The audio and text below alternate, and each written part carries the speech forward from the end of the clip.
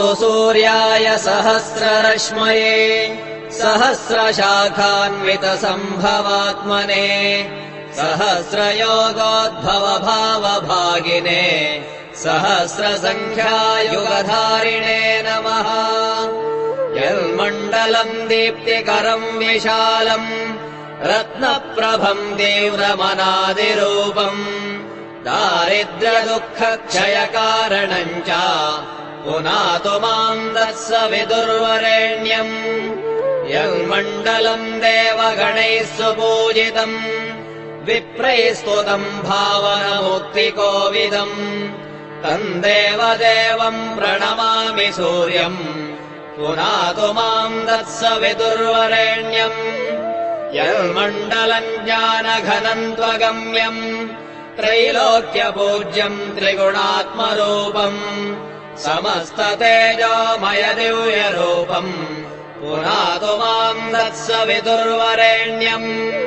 यन्मण्डलम् गूढमतिप्रबोधम् धर्मस्य वृद्धिम् कुरुते जनानाम् यत्सर्वपापक्षयकारणम् च पुनातु माम् तत्सवितुर्वरेण्यम्।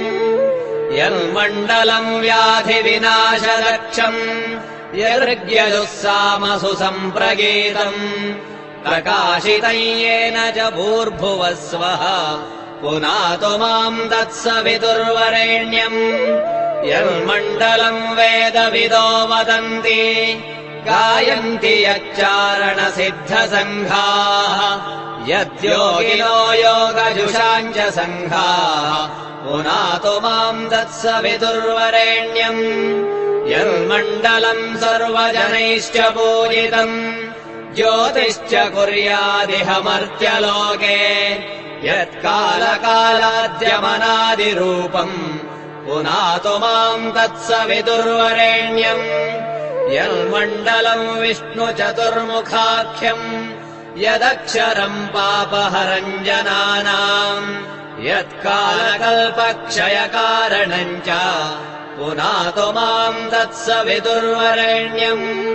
यन्मण्डलम् विश्वसृजम् प्रसिद्धम् उत्पत्तिदक्षप्रलयप्रगल्भम् यस्मिन् जगत्संहरतेऽखिलम् च पुनातु माम् तत्सवितुर्वरेण्यम्।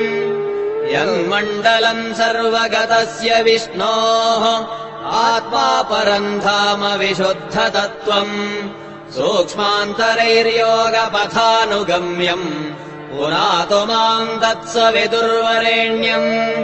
यन्मण्डलम् वेदविदोपगीतम् यद्योगिनाम् योगपथानुगम्यम् तत्सर्ववेद्यम् प्रणमामि सूर्यम् पुनातु माम् तत्सवितुर्वरेण्यम्।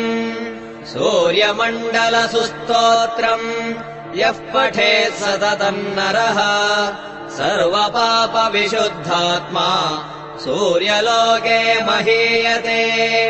इति श्रीभविष्योत्तरपुराणे श्रीकृष्णार्जुनसंवादे सूर्यमण्डलस्तोत्रम्